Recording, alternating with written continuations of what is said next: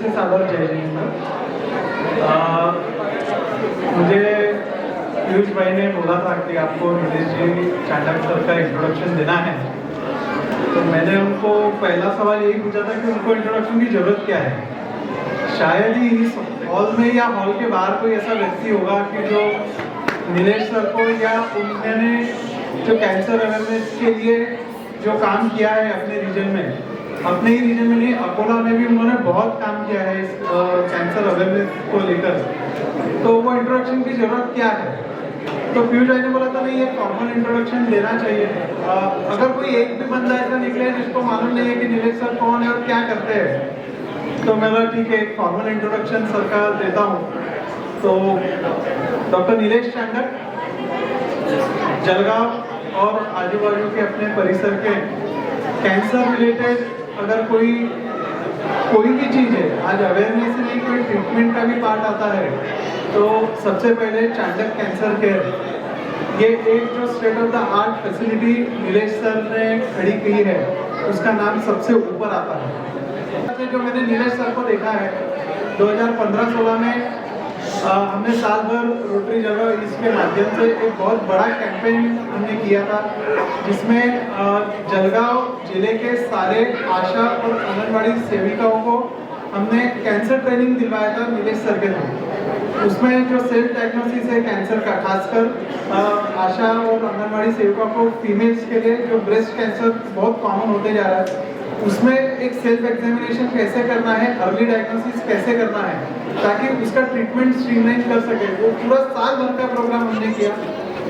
उसमें नीलेश सर का जो एनर्जी था वो देखने जैसा था। लगभग मेरे ख्याल से फ्यू थाउजेंड आशा सेविकाओं को हमने उसमें ट्रेनिंग दी थी। तो वो टाइम पे उनका बहुत नज़दीक से सब मुझे देखने को मिला था, और मैं बिल्कुल गर्व के साथ कहना चाहूँगा कि ऐसी हस्ती हमारे साथ जलगांव में मौजूद है जो इतना बड़ा और इतना हाई लेवल पे काम कर रही है। फॉर्मल इंट्रोडक्शन में सर का जो प्रीलिमिनरी एजुकेशन है वो भूतगढ़ में मराठी स्कूल से हुआ। उसके बाद में MBBS उन्होंने गवर्नमेंट मेडिकल कॉलेज नांदेड़ से किया। MS उन्होंने Nair hospital Bombay, again government institution, उसमें से किया। MCH के एग्जाम में वे फर्स्ट नंबर पे आए और टाटा मेमोरियल में उनको MCH oncology, cancer specialist, cancer super speciality surgeon की ट्रेनिंग उन्होंने दी।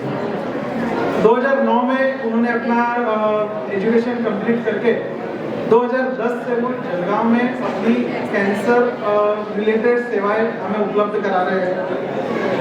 लगभग 1000 से ज़्यादा अवेयरनेस कैंपेन्स वो ले चुके हैं, प्लस 5000 से ज़्यादा उन्होंने अभी तक कैंसर रिलेटेड सर्जरीज और ट्रीटमेंट अभी तक कर चुके हैं। जैसा मैंने आपको बताया, जलगांव ही नहीं, उनका कार्य क्षेत्र में अकोला भी आता है। जलगांव और अकोला ये दोनों ही जिला परिषद ने उनके साथ में एक MOU किया था, जिसके अंडर वहाँ के जितने हेल्थ वर्कर्स हैं उनको सबने कैंसर अर्ली डायग्नोसिस का ट्रेनिंग दिया हुआ है।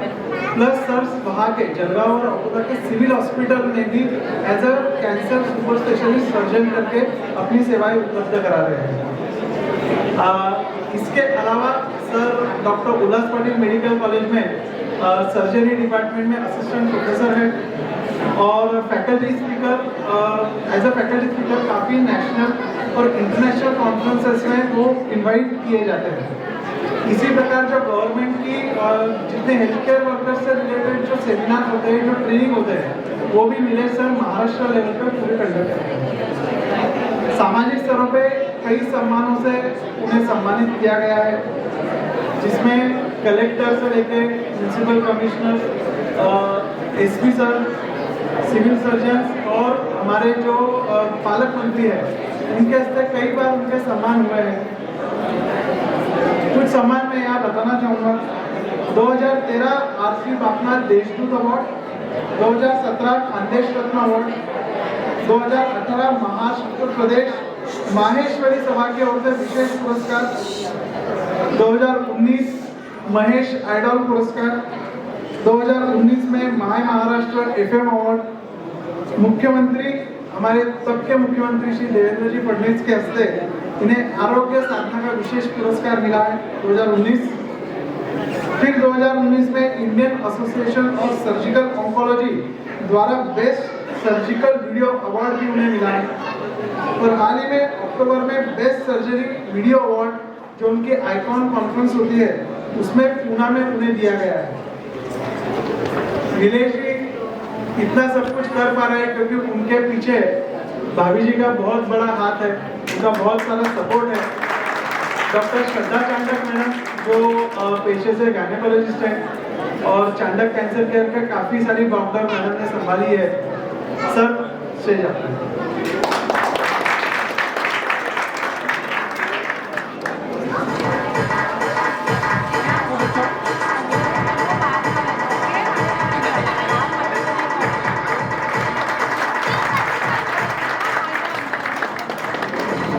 थैंक यू सो मच जय भाई।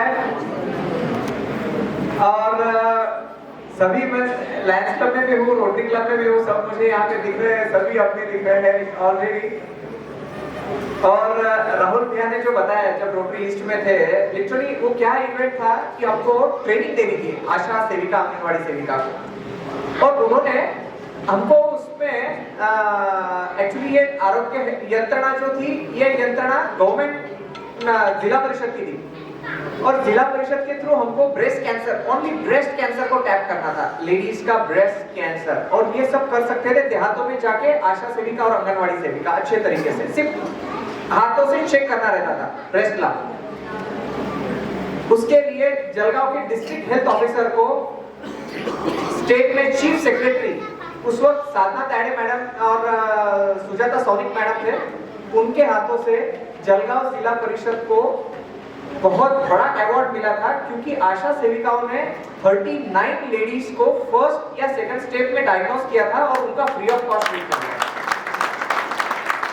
तो जबकि उनको ये उस हेल्थ सेक्रेटरी ने बताया था कि ये एजेंडा में था ही नहीं, और ये कैसे हो गया? How it is made possible that these ladies has got diagnosis right in their early stage and they were treated completely free of cost, and this can happen. So that is that they realized. तो ये realization, ये PowerPoint presentation के जरिए आपको भी almost आ भी जाएगा। So बहुत important है कोई भी कैंसर सिम्टम, क्योंकि at young age कैंसर काफी पेशेंट्स को हो रहा है। मेरे खुद के मैं बोधगढ़ में पढ़ रहा, मतलब 10वीं तक था मैं, तो मेरे फ्रेंड सर्कल में काफी फ्रेंड्स लोगों को कैंसर हुआ, उनके वाइफ, मतलब ये इतने यंग एज में। सो नोबडी कैन से कि मुझे कैंसर हो ही नहीं सकता है। सो ऐसा नहीं है। सो जस्ट अंडरस्टैंड, आपको कोई व्यसन नहीं है, कुछ भी नहीं है, फिर भी कैंसर हो सकता है। You just get to know the symptoms, आपको उसके लक्षण क्या है वो समझना है। अभी टोबैको रिलेटेड कैंसर का प्रमाण तो बहुत कम होगा, लेकिन आपके यहाँ पे जो भी कोई वर्कर्स काम करते रहेंगे, मे बी ये उनके लिए रहेगा। एक आध बार आपके सामने आ गए कि मेरा मुंह नहीं खुल रहा है, मेरे मुंह में कुछ जख्म हुई है, या उसको बोलने में दिक्कत है या खाने में दिक्कत है, तो और इस प्रकार के उसमें दिख रहे हैं। सो अगर आप देखेंगे मुंह खोलने के बाद में टोबैको च्यूअर्स जो भी है, अगर आप देखोगे तो उसमें मुंह में जो जख्म भरती नहीं है, साधारण तौर पे मुंह के अंदर की जख्म 8 से 10 दिन में भर जाती है, कितनी भी बड़ी। पर यदि वो जख्म हील नहीं हो रही, नॉन हीलिंग अल्सर है, तो वो कैंसर हो सकता है, ये भी इंपॉर्टेंट है। या बार-बार दांतों का डेंटल ट्रॉमा होने की वजह से यहाँ पे जख्म हो रही है, तो वो भी कैंसर का रूप ले सकती है, non healing ulcer because of dental trauma. अभी ये जो प्रकार के ये व्हाइट और रेड पैच, ये प्री कैंसरस कंडीशंस है। मुंह नहीं खुलना, ये भी प्री कैंसरस कंडीशन है, मतलब कैंसर नहीं है बल्कि कैंसर में जाने की टेंडेंसी रखते हैं। इस प्रकार की जख्में, सिंपल यही है कि मुंह खोल के देखो, ऐसी कुछ चीजें आपको दिखती है, so at very early stage you can diagnose and definitely उस पर एक अच्छा लाइफ आपके जरिए मिल सकता है। Now I will get on to the breast cancer, that is number 1 cancer today. ये चित्र आज भी काफी बार हमें देखने को मिलता है कि ब्रेस्ट की गठान दुखती नहीं है, कई महिलाएं बोलती है, और खास तौर पे एल्डरली, मतलब जो बड़े बुजुर्ग होते हैं, वो लेडीज लोग जो आना नहीं चाहते डॉक्टर के पास में, और वो समझते हैं कि बस भगवान मुझे बुला ले, और वो बुलावा जब तक डेफिनेटली नहीं आता है तब तक ये गठान वहीं पे बड़ी होती है, ग्रो करती है, और वहां से फूट जाती है और उसमें से ब्लडिंग होता है। तब तक भी नहीं बताते। तो ये स्टेप हमें काफी बार देखने को मिलती है। सो ये इसको जल्दी से जल्दी डायग्नोसिस करना है। बट आज के तारीख में बहुत सी बार ऐसी कुछ भी डायग्नोसिस डाउट लगता है तो अल्टीमेटली ये जड़ी बूटी इस प्रकार से यहाँ पे आपको दिख रही है। तो तो इस प्रकार के कैंप में आज भी उतना ही है। हमें ये नोटिस करना है कि जो पैथी स्ट्रॉन्ग है आज के तारीख में उसके पास हमको ट्रीटमेंट करनी है। आज के तारीख में इतना नंबर कैंसर का जो आप देख रहे हो यहाँ पे 2020 में लगभग 2.25 लाख लेडीज लोगों का ब्रेस्ट कैंसर का डायग्नोसिस हुआ है और 80,000 लेडीज लोग ये ब्रेस्ट कैंसर से एक्सपायर हुए हैं। 2020 का डेटा बता रहा है। तो सबसे इंपॉर्टेंट प्रॉब्लम हमें मुझे जो लगती है मैं आपको हाईलाइट करता हूँ कि ये प्रॉब्लम एटलीस्ट 25% लेडीज और जेंट्स में भी they are of this kind, मतलब ये इतना ज्यादा ओबेसिटी का प्रमाण आज की तारीख में बढ़ चुका है। ये इंडिया में था नहीं, देहात में भी नहीं था। मैं देहात में बड़ा हुआ हूँ, वहाँ पे ओबेसिटी दिखता ही नहीं था, कोई प्रॉब्लम नहीं था। बट धीरे धीरे उस वक्त ये प्रॉब्लम यूएस यूके में था, वेस्टर्न वर्ल्ड से धीरे धीरे ये प्रॉब्लम इंडियन मेट्रो सिटीज में आई। धीरे धीरे ये प्रॉब्लम आते आते अभी देहात तक भी ये सब प्रॉब्लम है और इसका प्रोपोर्शन 25% है और ये धीरे धीरे बढ़ते जा रहा है। तो ये कैसे हुआ पॉसिबल? तो आपने डाइट चेंजेस हुए, फास्ट फूड जब बोधगढ़ में हम लोग रहते थे, मैं बार बार जिक्र इस प्रकार का करता हूँ कि देहात की वो जो लाइफस्टाइल थी जहाँ पे आपको बाजरे की जवार की रोटी रूटीन में खानी पड़ती थी और आज ये रोटी 5 स्टार होटल में बाजरे की रोटी वहाँ पे मिलेगी आप और कॉस्टली मिलेगी, राइट? तो यही चीज अगर डेली अपने खाने में दोबारा आ जाती है तो लाइफ डेफिनेटली बहुत अच्छा हो जाएगा। अपना डाइट बहुत अच्छा होना चाहिए और ना कि फास्ट फूड इस तरीके से होना चाहिए जो आपको यहाँ पे दिख रहा है। Again the most important thing मैंने अभी आपको बताया कि ओबेसिटी मेट्रो सिटीज से लेके अभी देहात तक आने मिल रही है क्योंकि देहात का वर्कर भी काम करना नहीं चाहता है। सो ये don't work hard, work smart, right? आप एक गूगल पे क्लिक करके आपको घर बैठ के खाना आ सकता है ऐसी सिचुएशन में, राइट? बट दिस कंफर्ट, ये कंफर्ट की कॉस्ट कितनी है ये हमें नहीं पता। ये कॉस्ट आपको कई सारे डिसीजेस आपको ये जो आपके दिख रहे हैं ओबेसिटी के माध्यम से आके काफी सारे हार्ट डिसीजेस, काफी सारे cancers, colon cancer, breast cancer, ऐसे कई कैंसर है जो ओबेसिटी की वजह से, यूटेराइन कैंसर, गर्भाशय का कैंसर की खास वजह ओबेसिटी है। तो ये सारे कैंसर की वजह जो ओबेसिटी है वो सब आज की तारीख में हमें दिख रहा है कि आगे 5-7 साल में ज्यादा बढ़ने वाला है।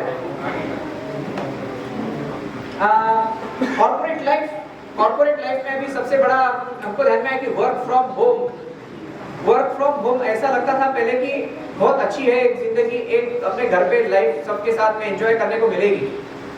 बट मैंने इंजीनियर्स को पूछा, जो भी हमारे पेशेंट के साथ में इंजीनियर्स थे, कि अरे बहुत अच्छी बात है आपका लड़का तो आपके साथ में मस्त एंजॉय कर रहा है। But that was not the situation was what कि सुबह 9 बजे से लेके शाम को 7-8 बजे तक स्क्रीन में सामने बैठे रहना है। सो द स्क्रीन टाइम, तो एक जगह पे बैठे रहना है, वहां से हिलना नहीं है। सो अगर इस टाइप की कॉर्पोरेट लाइफ होगी तो ultimately you start putting on weight और उससे भी ज्यादा प्रॉब्लम ये है कि आज के तारीख में बच्चों में भी ओबेसिटी डेवलप हो रही फॉर सो मेनी रीजंस। तो वहां पे हमें रोक लगानी है। और जबकि ये न्यूज़पेपर के आर्टिकल्स मैंने नहीं लिखे, मैंने इन जनरल ऐसे आपके सामने लिखे, आहारातुम, ज्वारी, बाजरी, मक्का, हद्दपाक, ये आज भी इतने अच्छे डाइट की, मिलेट्स की जरूरत बॉडी को है।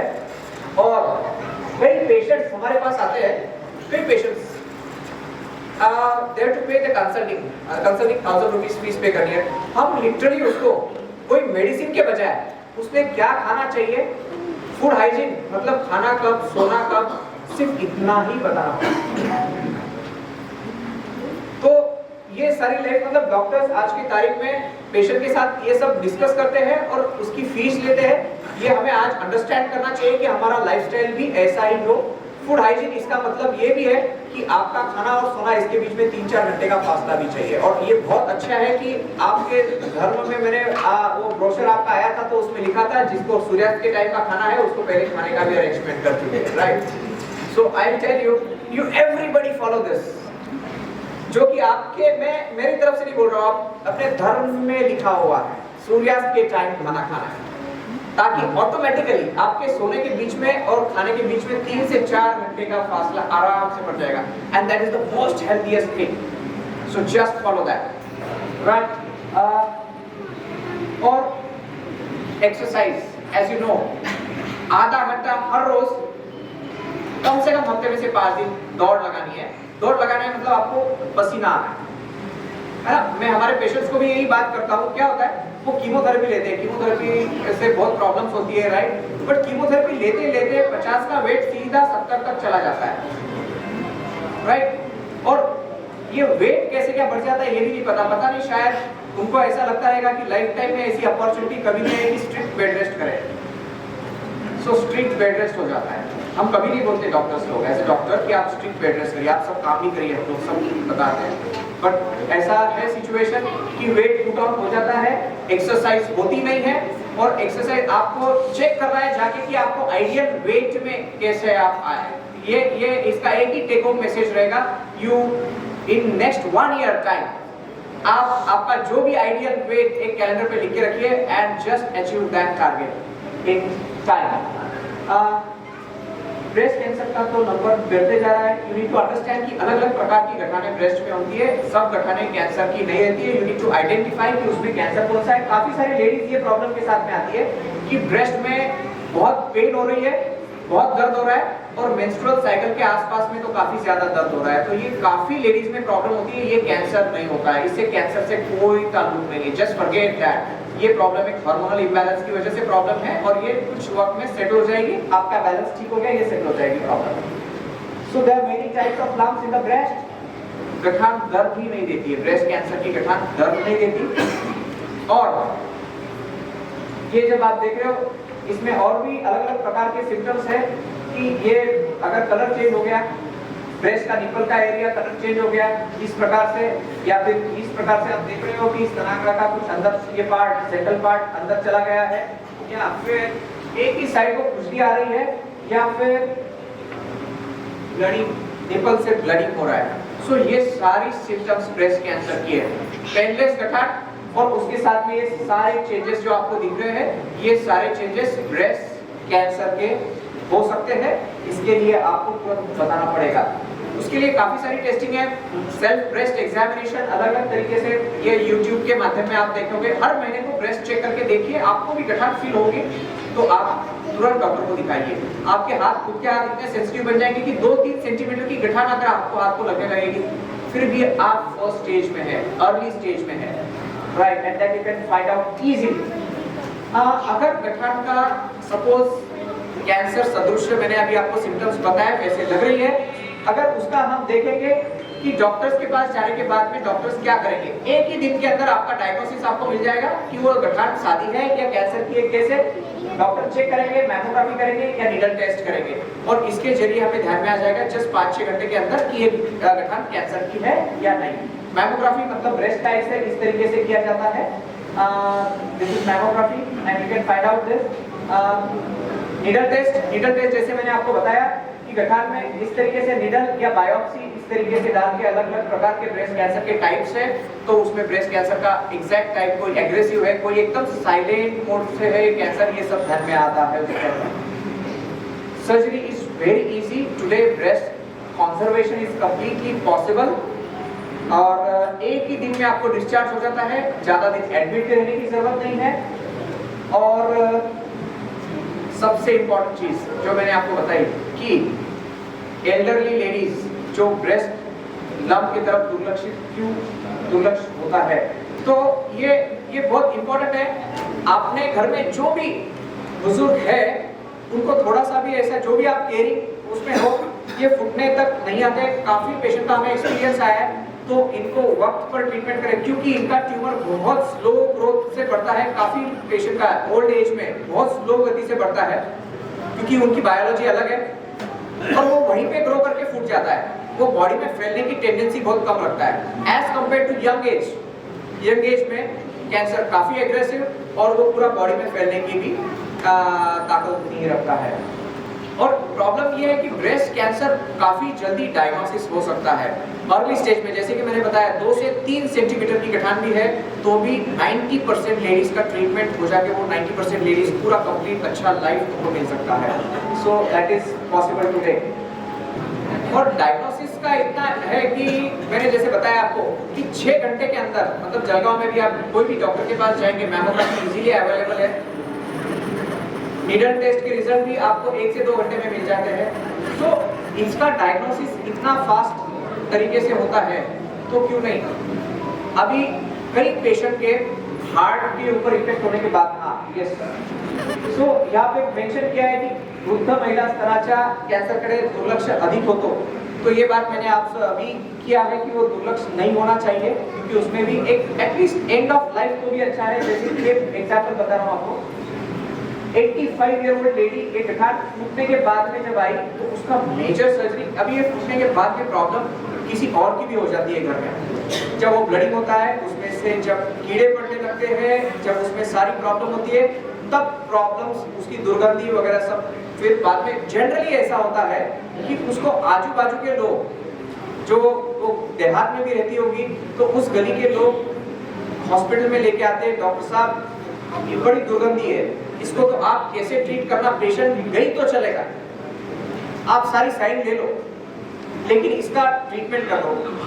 यही होता है कि आपका एंड ऑफ लाइफ पीसफुल हो, इस तरीके से ना हो, इतनी जरूरी है। और उस वक्त उस पेशेंट को उसकी कोई दुर्गंधी नहीं रहती है और उसको खुद का इतना डेक्स्ट्रिटी नहीं रहती कि वो खुद का सेल्फ केयर इतने अच्छे से करे। पर ये ना हो, ये आज के लाइफ में इंपॉर्टेंट है। इतनी बड़ी सर्जरी, प्लास्टिक सर्जरी, ये सब करने पड़ते हैं, इसकी नौबत ही नहीं आएगी। बट डिस्पाइट ऑफ दिस, ये लेडी 4 साल और निकाले उसने कैंसर में। इवन अभी जेंट्स में ये कैंसर का प्रमाण बहुत कम है, लेकिन फिर भी हम महीने में से एक आध ब्रेस्ट कैंसर जेंट्स में भी आइडेंटिफाई करते हैं। तो कोई भी गठान चेस्ट पर अगर है, but after age of 60, not before that, generally we see this cancer in elderly, तो उसमें पुरुषों में ये cancer after the age of 60 हम जनरली देखते हैं। कोई भी गठान उसको दुर्लक्षित नहीं होनी चाहिए। और काफी सारी प्रॉब्लम्स रहती है। हम जब देखते 60, 70, 80 के एज के बाद में किसी को हार्ट अटैक, किसी का हार्ट 25% काम कर रहा है, किसी का 20% काम कर रहा है, किसी का किडनी फेल है, सीवियर डायबिटीज है, बट ब्रेस्ट कैंसर के ट्रीटमेंट के लिए कोई बड़ी प्रॉब्लम नहीं है, सिंपल सर्जरी आज की तारीख में है। स्टमक कैंसर, अभी ये जठर, अभी बाकी अन्य कैंसर के ऊपर, लक्षण के ऊपर फोकस करेंगे। जठर यानी कि जहाँ पे हम लोग खाना खा के, जहाँ पे मिक्सिंग होता है, 1-1.5 लीटर वहाँ पे स्टोर होके वो मिक्सिंग होके वो आगे जाता है। पर जब वहाँ पे कैंसर है तो ये मिक्सिंग प्रॉपर्ली नहीं होता है, ये उल्टी होके बाहर निकल जाता है। सो वॉमिटिंग, कभी कभी वॉमिटिंग में से ब्लड भी बाहर आता है, तो ये जठर के लक्षण, जठर के कैंसर के लक्षण है। अगर अन्न नलिका में, यहाँ पे आहार नलिका में यहाँ पे कैंसर है, तो यहाँ पे खाना खाने के बाद में कुछ वहाँ पे अटकाव आता है। पहले आप रोटी खाएंगे तो अटकाव आएगा, फिर धीरे धीरे दाल चावल खाएंगे तब अटकाव आएगा, फिर धीरे धीरे आपको पानी भी पीने को नहीं आएगा। तो जब अटकाव महसूस होता है तो आपका सिम्पटम है कि ये एंडोस्कोपी की जांच आपके यहाँ पे हो जाए। जलगांव में कम से कम 40 से 50 एंडोस्कोपिस्ट है जो ये आपका डायग्नोसिस तुरंत करके दे सकते हैं, इजीली अवेलेबल। तो इसका वक्त पर डायग्नोसिस हो, ये इंपॉर्टेंट है। कोलन कैंसर, इस जगह का बड़ी आंत का कैंसर, अभी ये बड़ी आंत का कैंसर लाइफस्टाइल के चेंजेस की वजह से, जैसे मैंने अभी आपको बताया कि ये हम हर हफ्ते में एक पेशेंट जो 20 से 30 के एज में रहता है उसको कोलन कैंसर डायग्नोसिस हो रहा है। और ये काफी सारे रीजन है। केमिकल, हमारे खाने में जो कुछ जा रहा है, ये हम जो पहले बोलते थे जो आहार, सकस आहार होता था, ये definitely today it is just a dream कि आपको इतना अच्छा खाना मिले। इट इज जस्ट, आप हम पहले होता ये था कि गाय भैंसे चरने को जाती थी तो उनको बहुत अच्छे जगह पे, मतलब जंगल में चरने को जाती थी, वहाँ पे उनको रान कवक या जो भी है उनको जो खाने को मिलता था उस खाने से उनको बहुत अच्छा। लेकिन आज की तारीख में आप गूगल पे या व्हाट्सएप पे देखते हो कि गाय के या भैंस के पेट में plastic, and that plastic content is coming into the milk. पता नहीं हम जो मिल्क, जो बहुत अच्छा A2 मिल्क, जो कुछ मिल्क आप कॉल करिए ना, उनको कैटल फूड अच्छा मिल रहा है या ऐसे प्लास्टिक। तो हमें कैसा खाना मिल रहा है। तो हम हेल्दी फूड्स अगर पेट में नहीं गया तो just can not be healthy without that. So healthy खाना कैसे, ये भी एक आपके लिए बहुत एजेंडा है। मैं ये हेल्दी फूड्स के ऊपर आप शायद एक कैसे आप और कैसे घर पे ये बनाना पॉसिबल हो, इट इज जस्ट पॉसिबल। सो हम कैसे एनीवेज, सो इस सब की वजह से इंटेस्टिनल कैंसर का प्रमाण काफी ज्यादा बढ़ गया। और इसका मिस डायग्नोसिस कॉमनली क्या होता है कि हर एक को लगता है कि ब्लीडिंग हो रहा है और कॉन्स्टिपेशन और ब्लीडिंग होता है और हर वक्त पेशेंट को सेंस होता है कि लैट्रिन जाना है, पर होता ज्यादा नहीं है। तो डायग्नोसिस ये होता है बुलवैल पाइल्स, बहुत कॉमन है हमारे पास कई यंग एज के patient, they just can not think of cancer, उनका फर्स्ट डायग्नोसिस होता है पाइल्स बुलवैल, और बाद में ध्यान में आता है कि वो पाइल्स की प्रॉब्लम नहीं थी, वो कैंसर था।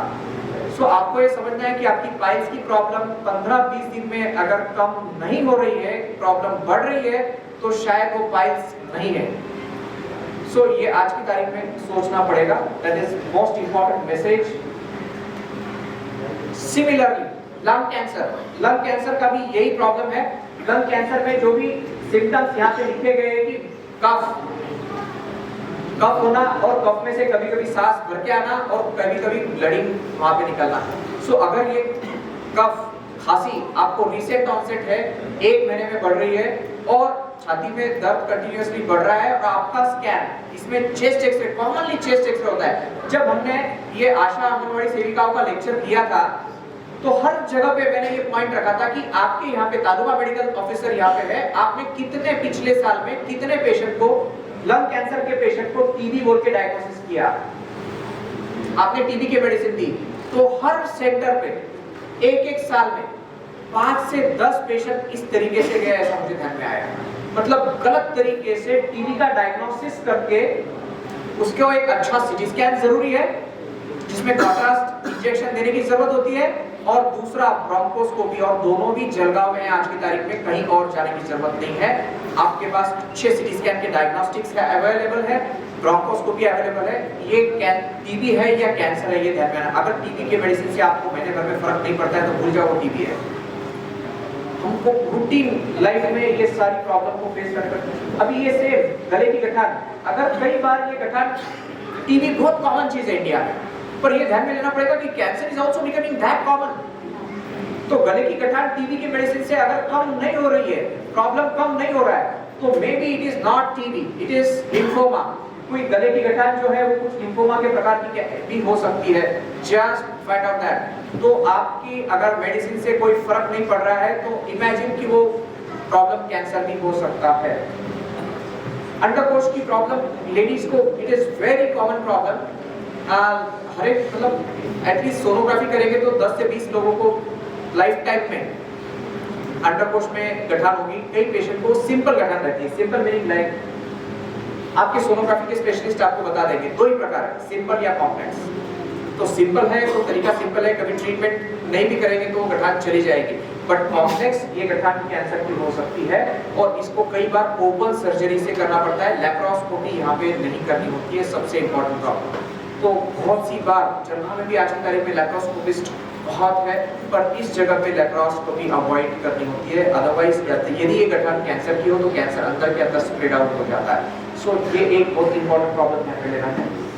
गर्भमुख का प्रॉब्लम यानी कि गर्भमुख का कैंसर, जिसका अभी हमने लायंस क्लब, हमारे लायंस क्लब के भी बहुत मेंबर्स यहाँ पे आज की तारीख में मुझे दिख रहे हैं। प्रिवेंशन के ऊपर बात अगर करनी है, ब्रेस्ट कैंसर में, ब्रेस्ट कैंसर के बाद में दूसरे नंबर का कैंसर है गर्भमुख का कैंसर, सर्वाइकल कैंसर लेडीज लोगों में। उसके भी लगभग 70 से 80 हजार मरीज का डायग्नोसिस इंडिया में हो रहा है और ये टोटली प्रिवेंटेबल कैंसर। वो ह्यूमन पैपिलोमा वायरस ये कैंसर का कारण है और ये कैंसर, ये वायरस को फाइट आउट करने के लिए, जैसे कोरोना के लिए वैक्सीन है वैसे ये वायरस के लिए भी एचपीवी वैक्सीनेशन है। लायंस क्लब जलगांव सेंट्रल ने ये प्रोजेक्ट हाथ में लिया था कि 1400 लड़कियों को उम्र 10 से लेके 21 साल के बीच में सिंगल डोज एक वैक्सीन की जरूरत है, एक वैक्सीन दे देंगे तो 99% इनमें से ये लड़कियों को ये गर्भमुख का कैंसर लाइफ में नहीं होगा, एटलीस्ट ये कैंसर। और 1400 लड़कियों को वैक्सीनेट किया था। ये आई थिंक कंट्री में का सबसे बड़ा प्रोजेक्ट मास वैक्सीनेशन का अगेंस्ट सर्वाइकल कैंसर है। और वो वैक्सीन की कॉस्ट भी अभी आज की तारीख में ज्यादा है, 3 से 4 हजार रुपया है। सो ये कंप्लीटली फ्री ऑफ कॉस्ट ये 1400 लड़कियों के लिए किया गया था। वैक्सीनेशन देना और वैक्सीन की कॉस्ट भी एक क्लब की ओर से फ्री में की गई थी। सो योनि मार्ग इसके लक्षण भी आपको यहाँ पे लिखे थे कि इस तरीके से है, वाइट डिस्चार्ज बार बार होना या एमसी स्टॉप होने के बाद में भी ब्लीडिंग होना या 2 साइकिल के बीच में ब्लीडिंग होना। सो ये इसके सिम्टम्स हैं।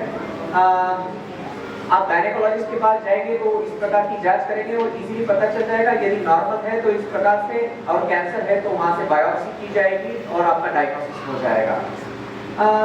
सो प्रिवेंटिव मेजर्स, पैप टेस्ट, ये 2 इंपॉर्टेंट है कि हर महिलाओं की लाइफ टाइम में कभी भी आप गायनेकोलॉजी कंसल्टेशन के लिए जाते हो तो पैप टेस्ट करवा लो। That is simple. और वो पैप टेस्ट बताएगी कि अगले 3 साल में या 4 साल बाद कैंसर होने की संभावना है या नहीं है। ये इस टेस्ट के जरिए हमें पता चलती है। So that is pap test. और एचपीवी वैक्सीनेशन जो अभी मैंने आपको प्रिवेंटिव मेजर आपके सामने भी बताया। Okay, prostate cancer. Prostate cancer gents में ही होता है क्योंकि प्रोस्टेट ग्रंथि जेंट्स में ही होती है, पुरुषों में होती है। ये कॉमनेस्ट कैंसर है क्योंकि टोबैको रिलेटेड ओरल कैविटी के कैंसर का प्रमाण धीरे धीरे कम होते जा रहा है because of awareness, because of the ban on tobacco. So tobacco related cancer का प्रमाण धीरे धीरे कम हो रहा है, लेकिन अभी प्रोस्टेट कैंसर का प्रमाण बहुत बढ़ रहा है और काफी यंग एज में भी बढ़ रहा है और काफी एजुकेटेड फैमिली, मतलब उसके लिए कोई रीजन ही नहीं है। So it can happen to anyone. 70 से 80 साल के बाद में अगर जेंट्स 100 ले लेंगे तो 100 में से 20 लोगों को ये कैंसर रहेगा, इतना कॉमन है ये।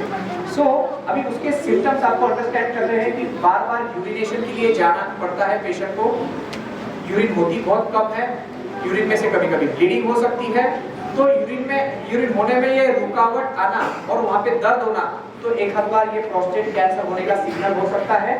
उसके लिए जरूरी है कि ये एग्जामिनेशन इस तरीके से आप डॉक्टर करें और पीएसए ब्लड टेस्ट के जरिए ये पता चल सकता है कि ये प्रोस्टेट का कैंसर है या नहीं। कीमोथेरेपी के बारे में हर एक ने सुना है, राइट? सबने देखा भी होगा। कीमोथेरेपी इंजेक्शन के माध्यम से या गोली के माध्यम से दी जाती है, पर अभी देने के प्रकार काफी सिंपलिस्टिक हो चुके हैं। इम्यूनोथेरेपी, टारगेट थेरेपी आने की वजह से कीमोथेरेपी के साइड इफेक्ट काफी कम हो गए हैं। मसलाहट बहुत होती थी पहले, अभी ये भी प्रमाण काफी सपोर्टिव केयर आने की वजह से कम हो गए हैं। सो ट्रीटमेंट ओवरऑल इंप्रूव होते जा रही है, साइड इफेक्ट कम होते जा रहे हैं। सो बहुत लोगों को ये लगता है आज की तारीख में कि ट्रीटमेंट बहुत भयंकर है। ट्रीटमेंट भयंकर नहीं है, डिजीज भयंकर है और ट्रीटमेंट उसका लाइफ आसान करने के लिए है। तो ये बहुत इंपॉर्टेंट मैसेज है। ये प्रॉब्लम लेकिन अभी भी कॉमन है कि बाल जाते हैं। बहुत से लेडीज लोग आते हैं, डॉक्टर साहब बाल जाते हैं, क्या करें? मैं एक एक्सपीरियंस शेयर करता हूँ आपके साथ में। धुलिया में लोकमत सखी मंच ने एक इवेंट ऑर्गेनाइज किया था, आई वाज स्पीकर सिमिलर। तो वहाँ पे मुझे एक 75 एज की लेडी ने सवाल किया, डॉक्टर साहब आप समझ नहीं सकते हो कि वो लेडी को एक रूम में बंद रखा जाता है, हमें गेस्ट देखने के लिए आते हैं, हमारी पूछताछ करने के लिए आते हैं कि हम कैसे हम मुंह दिखा नहीं सकते, आप इस तरीके से उनको बना देते हो, बाल नहीं रहते, हमारा इतना विद्रुपता हमें गिफ्ट करते हो। अभी ये सवाल करने के बाद में डेफिनेटली हमें क्या बताना, क्या बोलना चाहिए मुझे समझ में नहीं आया। पर 6 महीने हो चुके थे और उसको बॉबकट स्टाइल के बाल इतने आ चुके थे यहाँ तक। और मैंने भी सवाल किया कि अभी ये पूरी ट्रीटमेंट होने के बाद में आज आप 75 एज के नहीं, आज आप 35 एज के लग रहे हो, तो उसका क्या करें? राइट ना?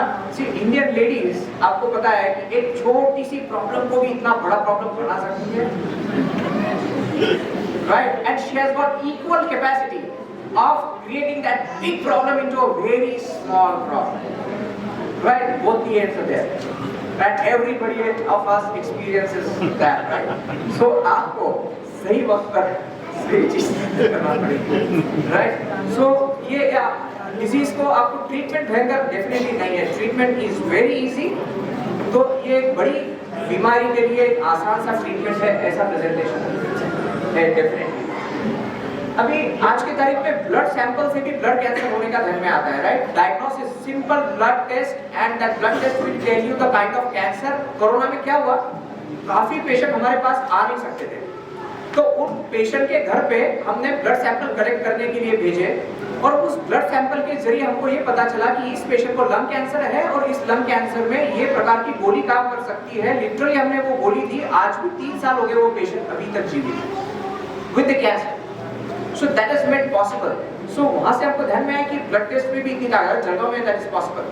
So this kind of thing is possible, but ये बहुत important dictum, when better is possible good is not good enough, क्योंकि इस प्रकार के रिकंस्ट्रक्शन में भी हमने देखा है। पुणे में इस पेशेंट का सर्जरी हुआ था, right, but this is not the way. और ये वॉइस बॉक्स एक्चुअली हम लोग जब फिट कर रहे 60,000 रुपए का था उस वक्त। ये सब शुरुआत की केसेस है हमारी, जो हमने 60-70 हजार रुपए के स्वर यंत्र फिट किए, जिसकी लाइफ सिर्फ 2 से 3 साल होती थी। इंडियन IITS ने यही स्वर यंत्र सिर्फ 30 से 40 रुपए में बना। तो आज के तारीख में ये भी हमको पॉसिबल है कि यहाँ पे वॉइस बॉक्स निकल जाने के बाद में ये स्वर यंत्र डालना इतना इजीली पॉसिबल है और उससे पेशेंट बात कर सकता है। So this is possible. और ऐसा नहीं रहा, इसमें भी ये पेशेंट का उदाहरण है, he is a professor.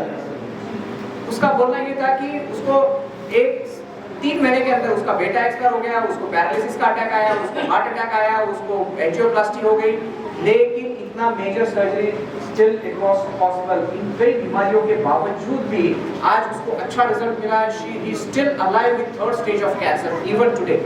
So it is possible.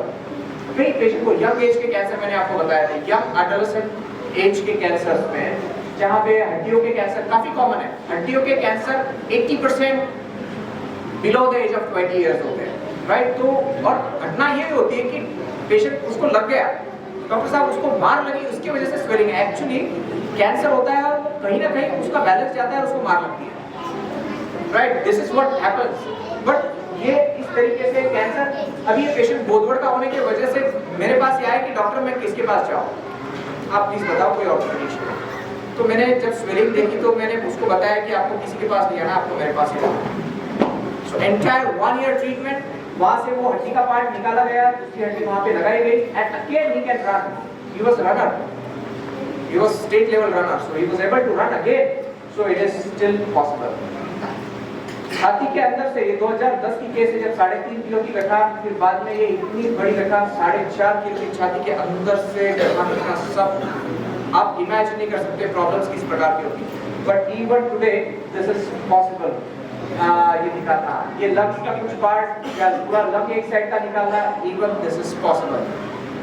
Liver का 70% पार्ट, अगर लीवर फैटी लीवर ना हो, सबसे इंपॉर्टेंट, आप SMYF कोई डायग्नोस्टिक कैंप रखिए और उसके अंदर अगर सोनोग्राफी किसकी हो तो आप ध्यान में लेना फैटी लीवर कितने लोग, राइट।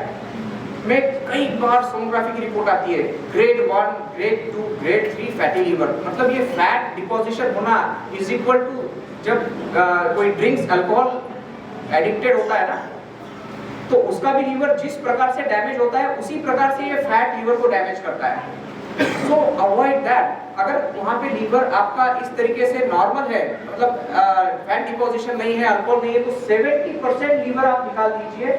70% लीवर डोनर जब डोनेशन करते हैं तो उसका एटलीस्ट 60-70% पार्ट लीवर का निकाल दिया जाता है, बचा हुआ 30-35% सिर्फ 6 महीने में जैसे कि वैसा बॉडी लीवर तैयार कर देती है। सोनोग्राफी के डॉक्टर को पता नहीं चलता है कि ये लीवर निकाला है या नहीं। सो अगर इतना लीवर भी निकाल दे कैंसर में तो भी इट इज गुड, मतलब ये लाइफ इस बचा हुआ 30% भी लाइफ आपको अच्छी दे सकता है। कई रिस्की सर्जरीज, मतलब जहाँ पे हमको ध्यान में आता है कि ये किडनी का ट्यूमर ऊपर तक बढ़ चुका है, बट फिर भी इट इज जस्ट पॉसिबल कि नहीं, ऐसा नहीं। अगेन दिस पेशेंट, यहाँ से इतना बड़ा गठान टूटने के बाद में उसका पल्मोनरी एम्बोलिज्म, बहुत बड़ी गठान अंदर है, कोई हिसाब से उसको फिटनेस नहीं था, बट ये ऐसी गठान से तो वो मर नहीं सकता है। It is just not possible to keep this patient alive with the tumor.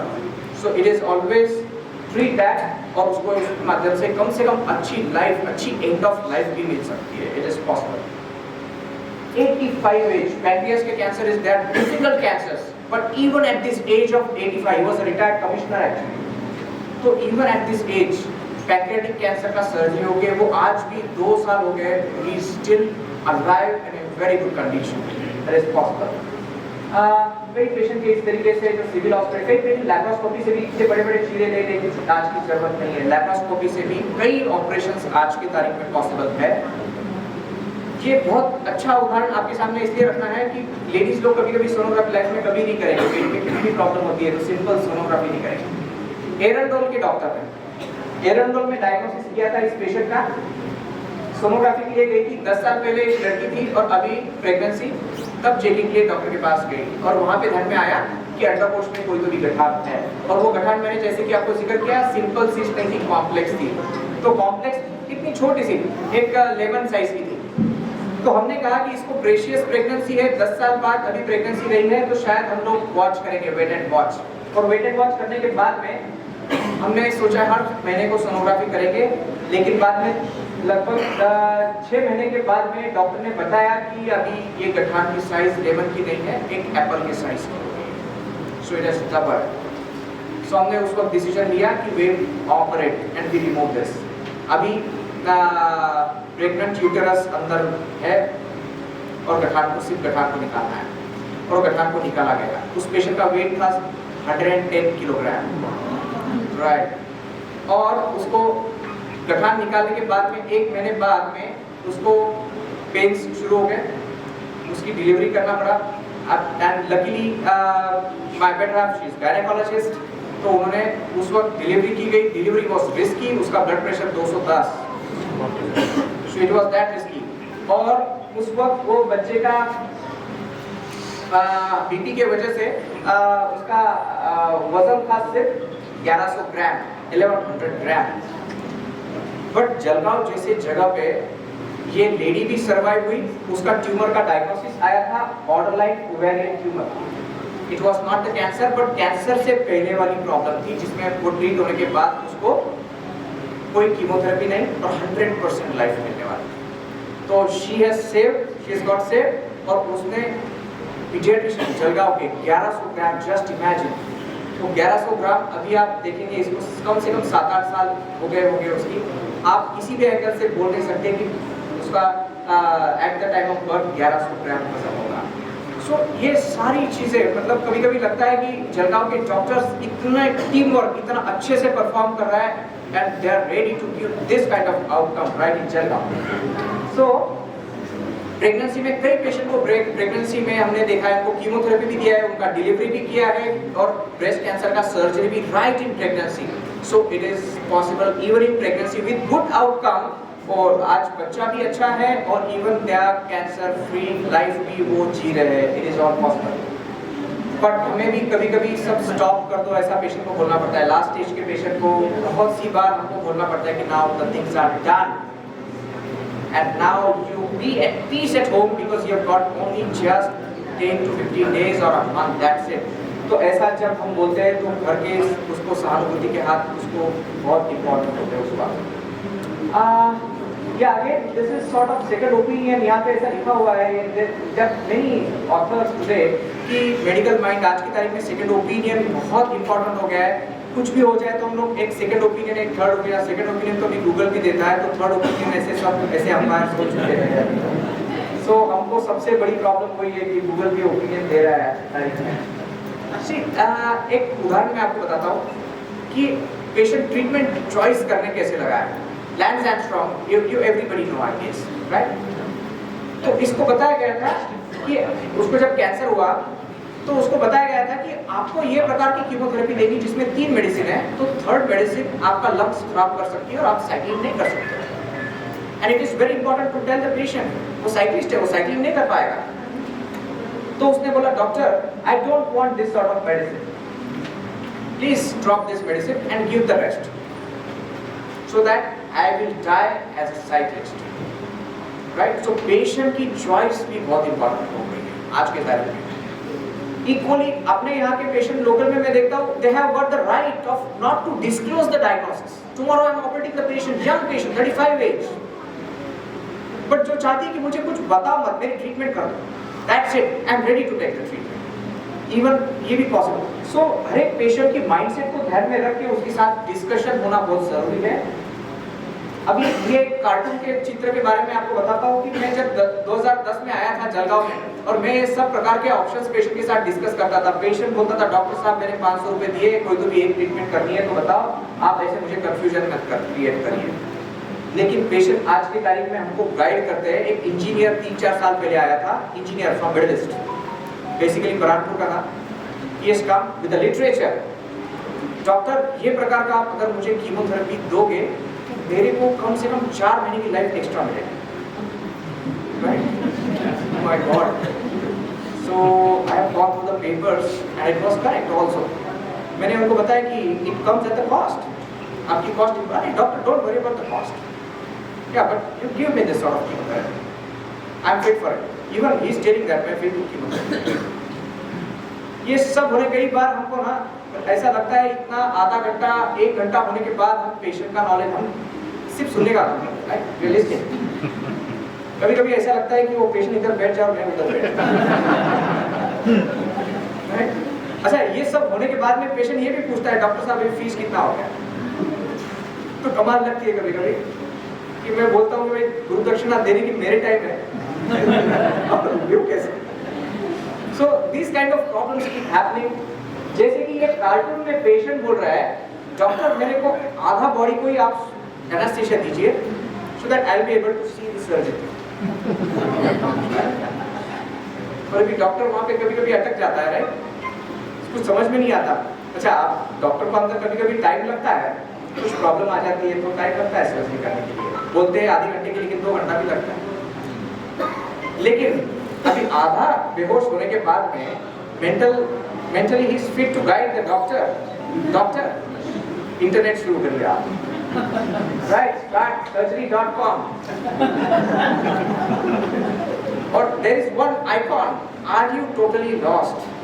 Click on that and proceed, right? So हमको मुझे नहीं, हर एक डॉक्टर को आज की तारीख में गूगल से भी फाइट करना, इंटरनेट से भी फाइट करना। So these kind of problems are still there, but we have to treat with all these mindset. ये सब होने के बावजूद भी आपका मेंटल पीस इम्पोर्टेंट है, ट्रीटमेंट समझना इम्पोर्टेंट है, ट्रीटमेंट रिलेटेड साइड इफेक्ट समझना इम्पोर्टेंट है। अभी कीमोथेरेपी देने के बाद में मैंने खुद ने कीमोथेरेपी लगाने के बाद में वो इंजेक्शन बाहर निकल गया और कीमोथेरेपी इतना अल्सर हुआ, उसके बाद में उसकी प्लास्टिक सर्जरी भी करनी पड़ी। So even these kind of problem, कभी-कभी इतनी लंबी सर्जरी करनी पड़ती है। So these complications we need to understand, और ये अंडरस्टैंड होने के बाद में डेफिनेटली एक अच्छी ट्रीटमेंट आपको मिल सकती है। It is just possible, Jalgaon में भी पॉसिबल है। And thank you so much.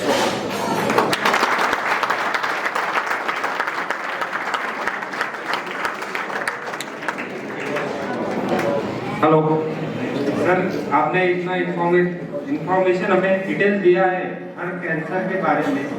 Basic क्या हमने चेक करना चाहिए और कैसे हम उसको डिटेक्ट कर सकते हैं या प्रिवेंट कर सकते हैं, और हर टाइप के कैंसर के बारे में आपने हमें इंफॉर्मेशन दी। टाइम तो ज़्यादा नहीं हुआ, उतना कम हुआ, जितना आप हमें नॉलेज देंगे उतना हमारे लिए अच्छा है। फिर भी हमारे सदस्य में से अगर किसी को कोई सवाल है कि जो डॉक्टर साहब से पूछना चाहते हैं और अपना इंफॉर्मेशन अपडेट करना चाहते हैं। Good evening, sir. Myself Dr. Swara Kothari and I am a physiotherapist. So as a doctor, I want to know कि अगर mastectomy होती है या फिर जैसे breast cancer होता है, तो to prevent the complications like lymphedema, as a doctor, when did you advise the patient for the physiotherapy or for the starting of exercises and Okay. ये एक बहुत कॉमन क्वेश्चन है क्योंकि ब्रेस्ट कैंसर एक बहुत कॉमन प्रॉब्लम है, और breast cancer में लगभग 30% पेशेंट को हाथ की सूजन आ जाती है, उस हाथ की। अभी उसको प्रिवेंट करना है तो उनका बोलना यह है कि आप इसको प्रिवेंट, क्योंकि कभी-कभी बहुत हाथ सूजन हो जाती है बहुत से लेडीज लोग को, और हेवी हो जाता है वो हाथ, तो इसको प्रिवेंट कैसे करें? तो कभी सर्जिकल टेक्निक्स कुछ मॉडिफाई हो गए कि उसका प्रमाण कम हो गया है। रेडिएशन थेरेपी वहां पे बगल में भी दी नहीं जाती है तो उसका प्रमाण थोड़ा कम हो गया है, और फिर भी आपको अवॉइड करना है तो physiotherapy should start next day, right? Limb movements, mighty ball exercises और बाद में कंप्रेशन स्टॉकिंग्स पेशेंट को इमीडिएटली नेक्स्ट डे से ये सब स्टार्ट होता है तो हाथ की सूजन का प्रॉब्लम कम होता है। और फिर भी उन पेशेंट्स ने लाइफ टाइम उस हाथ को प्रिक नहीं होना है, उसको उसको जलन नहीं होना है, उसके ऊपर स्क्रैचिंग नहीं होना है, खुजली नहीं होना है, ये सारी प्रिकॉशंस लेंगे तो शायद हाथ पर लिम्फेडिमा जैसी सूजन नहीं आएगी या प्रमाण कम रहेगा। क्या हाँ, जो अपनी चर्बी की गठाने जो होती है, हाँ, उसके बारे में थोड़ा कुछ। ये चर्बी की गठाने बहुत कॉमन हर एक को होती है और चर्बी की गठाने का बढ़ने का पेस 1 मिलीमीटर इन ईयर होगा, बहुत कम स्पीड से। तो ये गठाने आप संभाल के रखो, कोई प्रॉब्लम नहीं। कुछ गठाने ब्रेन में जो ट्यूमर होता है वो अगर कैंसर हो तो वो पता कैसे चलता है, उसके सिम्टम्स क्या होते हैं? ब्रेन के ट्यूमर में अभी ये भी एक बहुत इंपॉर्टेंट सवाल है। सबसे कॉमन चीज हेडेक। हेडेक के लिए हेडेक के साथ साथ दूसरी भी प्रॉब्लम होती है, जैसे उल्टी मचलाहट हो रही है। आपके न्यूरोलॉजिस्ट ने या डॉक्टर ने रूल आउट कर लिया कि माइग्रेन हेडेक नहीं है, और झटके एक आध बार उसमें आ रहे हैं, फिक्स या कहीं पे वीकनेस आ रहा है, पैरालिसिस, ये सब बैकग्राउंड में ये सिम्टम्स आपको ये बताते हैं कि एक आध बार ब्रेन में कुछ तो भी प्रॉब्लम है। आप स्कैन करो और तब ध्यान में आता है कि वो ट्यूमर हो सकता है वहां पे। दूसरी भी कोई और प्रॉब्लम रहती है, जैसे टीबी। ब्रेन में टीबी भी ये बहुत कॉमन प्रॉब्लम है। So again TB and tumour. So India में हमको ये दो चीज तो बहुत डायग्नोसिस पे कंक्लूजन में आना बहुत डिफिकल्ट होता है कभी-कभी, but a very good quality of MRI of brain can tell you your problem is brain tumour और नॉट, राइट?